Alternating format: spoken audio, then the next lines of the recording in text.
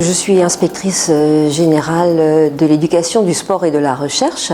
J'appartiens au groupe des langues vivantes, ma spécialité étant l'anglais. J'ai enseigné l'anglais pendant de nombreuses années.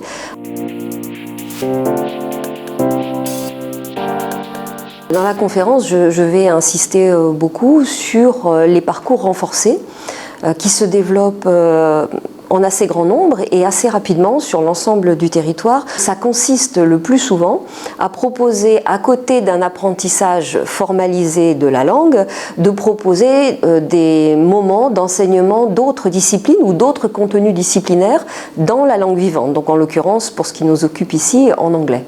Donc on associe par exemple le sport et l'anglais ou le chant et l'anglais au premier degré, des apprentissages de géographie aussi, pourquoi pas en anglais, tous les contenus s'y prêtent en fait. Et puis à mesure qu'on évolue dans le système scolaire, donc au collège par exemple, on va avoir des moments d'enseignement de maths en anglais par exemple ou d'histoire-géographie en anglais. Alors si on repart sur le premier degré, là effectivement on essaie, les académies assurent la formation pour les enseignants du premier degré et on essaie d'associer l'enseignement de la langue avec l'enseignement d'autres contenus en langue. Et donc d'emblée, on essaie de former les professeurs des écoles à cet enseignement double, un enseignement formalisé de la langue, mais aussi un enseignement qui prend en compte l'usage de la langue dans d'autres activités.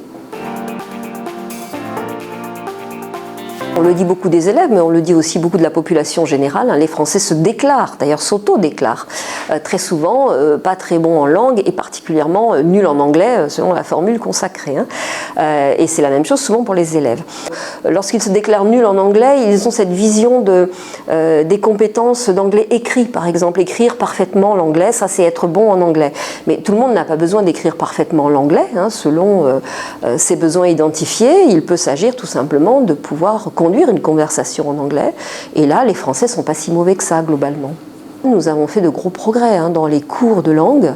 Dès le premier degré, l'exposition se fait par des documents authentiques, par l'audio, la vidéo authentique également. Et là, nous développons également un assistant vocal pour le premier degré, qui est une présence, une voix anglaise, une vraie voix, en plus d'une vraie personne anglaise, présente dans les classes, qui peut servir d'assistante à l'enseignante.